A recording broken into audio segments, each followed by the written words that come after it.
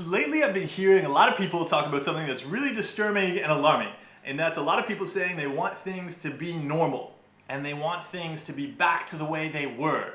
So this is people dealing with mental illness. They're saying, oh, I just wish my brain would work the way it used to. Or I just wish I could, I just wish I knew that I was in love. Or I just wish I knew that my memories were real. Or I just wish I could be certain again or feel safe again. Or I wish my unhealthy compulsions would give me the same relief that they used to.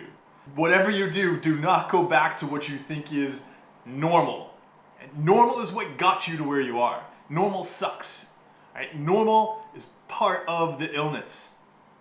Going back to the way things were only leads to the way things are. 100% of mental illnesses are caused by the way things were. When we look at the causes and the things that exacerbate mental illnesses, so there's genetic factors, that plays a big part. There's environmental factors, there's the things you're taught, and there's the things you do. And so we're all born along this spectrum of mental health. And we all have varying levels of mental health. And from every decision we're making, we're constantly either improving or worsening our mental health and moving it along that spectrum. For years and years and years, you feel everything is normal. And then eventually you get to this place that everything explodes and falls apart. The thing is, it's not as though you just jumped across that spectrum. You've been practicing lots and lots of things, and that environment and those genetic factors have all been playing a part. When we look at those, so that the way things were normal, we can't change our genetics. The environment, sometimes we can change it, sometimes we can't. Things we're taught, we can learn new things once we're old enough to make decisions about what we want to learn. And then we look at behaviors. Those behaviors that were part of the way things used to be, those can change.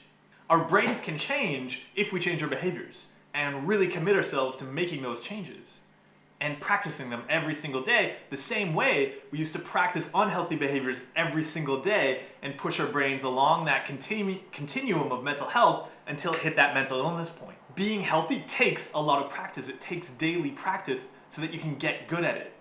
Going back to the way things were, those old sets of behaviors, they contributed to that mental illness.